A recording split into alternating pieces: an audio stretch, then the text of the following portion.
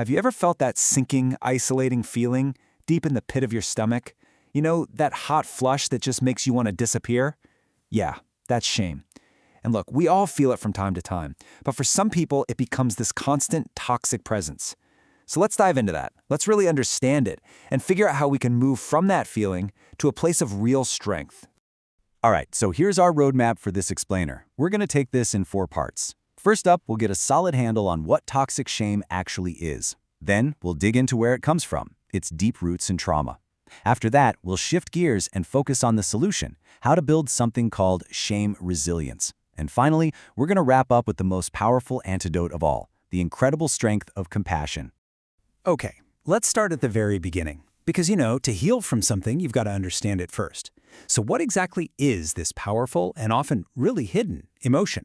It's a question that honestly gets right to the core of how we see ourselves. This feeling, it goes so much deeper than just being embarrassed or regretting something you did.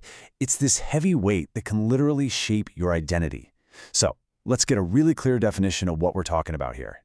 See, toxic shame isn't about one mistake you made. It's this pervasive, deeply rooted belief that something is fundamentally, brokenly wrong with you. It's that little voice whispering in your ear that your flaws are so big, so unforgivable, that you just don't deserve love or connection or even a place at the table. Now this slide right here, this is absolutely crucial. It perfectly breaks down the difference between shame and guilt. Guilt says I did something bad. It's focused on a behavior, right? An action. But shame is totally different. It attacks who you are. It says I am bad. So guilt can actually be a healthy compass for our actions, but shame just tells us we are the mistake.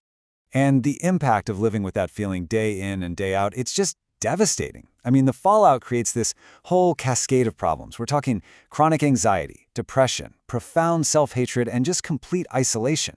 Sometimes it even comes out as aggression, or it turns inward through addiction, as people try to numb out that pain.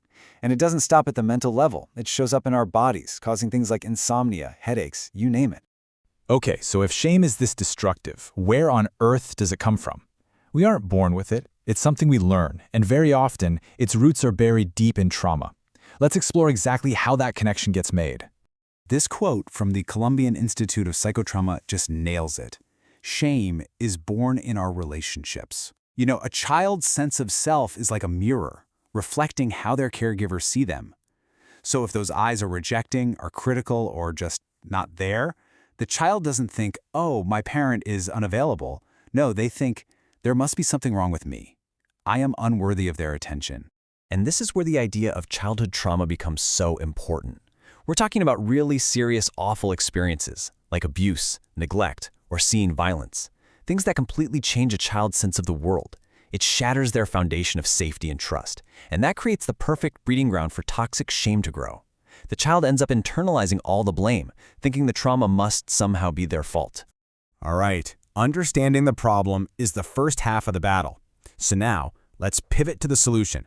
Because this is not a life sentence. It is absolutely possible to heal and to build resilience. The question is, how? I think this is the most important thing to really let sink in. Resilience isn't something you're either born with or you're not. It's not some magical trait. Think of it more like a muscle. It's a set of real, practical skills that anyone, and I mean anyone, can learn and get stronger at with practice. This is where the work, and really the hope, begins.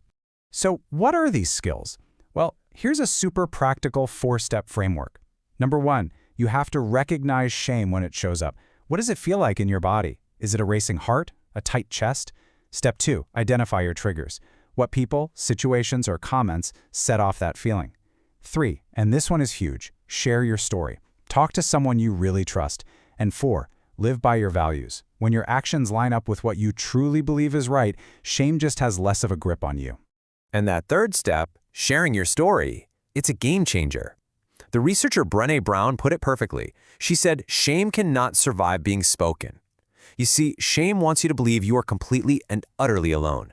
The second you share it with someone who meets you with empathy, its power just starts to dissolve. That connection is like kryptonite to shame's isolating force. It proves you're not alone and that your story is worthy of being heard. So sharing our story builds connection, and that connection is built on empathy and compassion. Which brings us to our final section and to what is truly the ultimate antidote to the poison of shame. You know, the power of compassion is so profound that it's the foundation for entire therapeutic approaches, like the one you see here, compassion-focused therapy.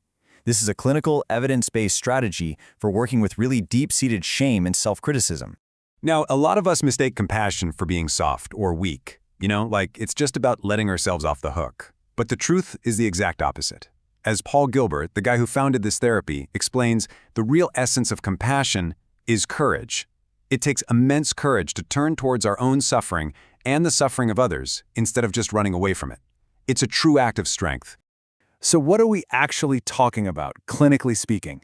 Well, compassion really has two key parts. First, it's about being sensitive to suffering, just recognizing that pain is there, in ourselves or in someone else. But it doesn't stop there. The second part is a deep commitment to act, to do what we can to ease that suffering and to try and prevent it. So it's both feeling and doing. And that brings us to the final thought I really want to leave you with. Shame fuels this vicious cycle of self-criticism and self-loathing. But what if? What if you could just interrupt that cycle? What if the next time you felt that familiar, hot sting of shame, your response wasn't to attack yourself, but to offer yourself the same care and courage you'd give to a friend? What if your first response was self-compassion?